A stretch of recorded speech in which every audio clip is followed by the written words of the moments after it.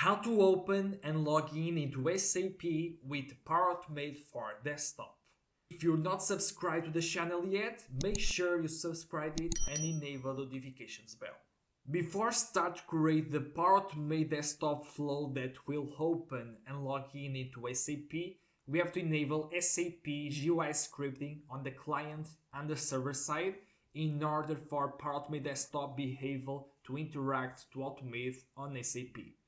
So let's get started by enabling SAP GUI scripting on the client side. And to do it, first let's open SAP logon. And then when we are here, let's click here and then click on options. And then open here accessibility is scripting and click on scripting and make sure you enable scripting option. So the scripting is now enabled on the client side. And now to enable on the server side, let's here start and log in into SAP with our account.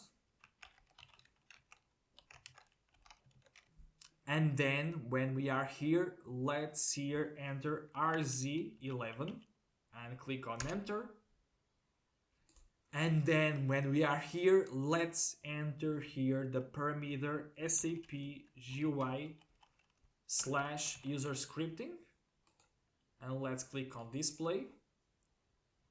And now let's click here on change value and make sure you set the value to true. So if it's false, the current value, here on new value, enter true and then click here to save.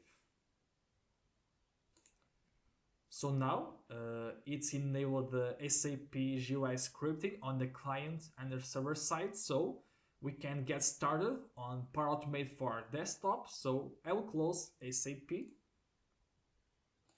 And let's open a new Power Automate desktop flow.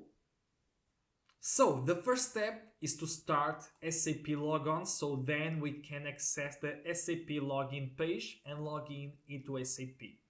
So to start SAP logon, we need to start application and we can use here the action run application. So here let's search for run application and here we have the action that will start, in our case SAP logon. Let's drag it to our flow. And so as we can see, we have to indicate the application path, the executable or the shortcut to execute the SAP logon. So let's get it. So here I will indicate the path to this shortcut that starts SAP logon. So to get the path, we can do here right click and then click here copy as path. And let's just store it, the path on a variable. So let's use the set variable action before the run application. And let's here define the variable name SAP logon path. And let's paste here the value. Let's just remove the double quotes. And let's click on save. And now here on the run application action, let's provide here the variable that has the application path. So the shortcut path to start SAP logon. So now we can click on save. And let's see if it's working well. So I will just click here on run. And as we can see, we started SAP logon. The next step is to click here on logon, so then we can access the login page to log in into SAP. So to click here on this button, let's use the action click UI element. And here we have it. So let's drag it to our flow.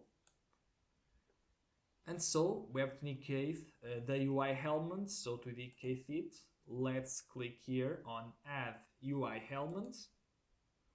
And now let's indicate here this button by pressing Ctrl and then left click. So we have already indicated the UI element. So the click type will be a left click. So now we can click on save.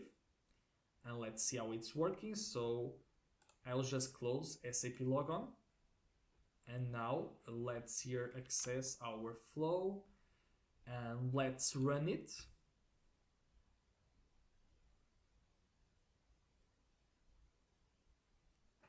And as you can see, was open the SAP login page. So the next step is to fill the client, user and password fields in order to then be able to log in into SAP. So to fill these fields, let's here use the action populate text field. And let's use the one from UI automation. So let's drag this one.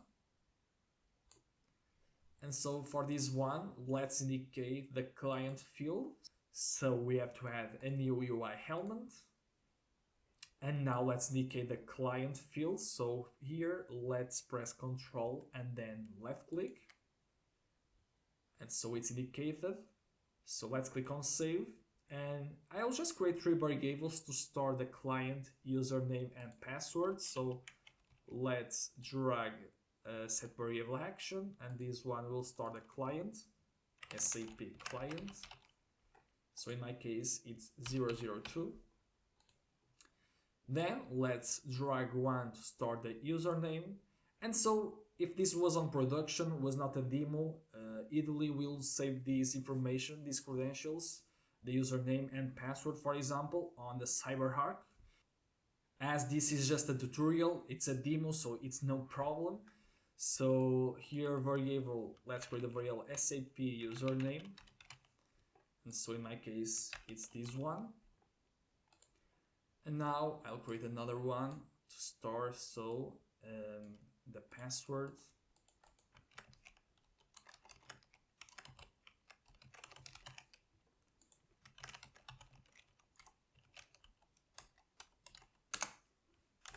And let's click here on save.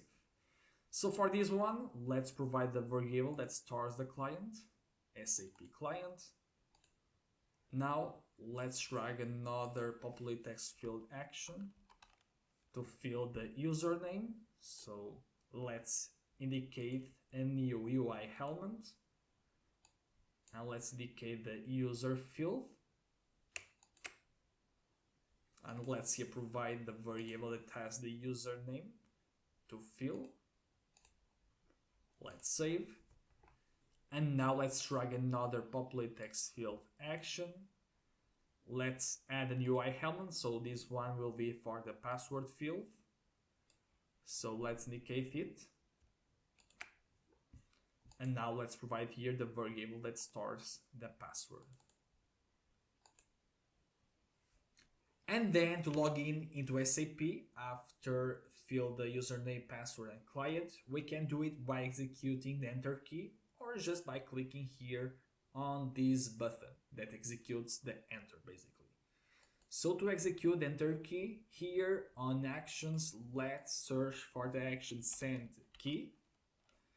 And here we can see it, so let's drag it in the hand of our flow.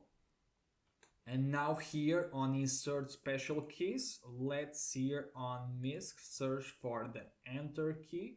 So here we can see it. So let's select and click on save. So let's see how it's working, our flow. So it should open SAP logon and then log in into SAP. So I'll just close SAP and let's see how it's working. So let's run it. SAP logon started. Now we can see the SAP login page. And as we can see, the login into SAP was done successfully. So it worked as expected.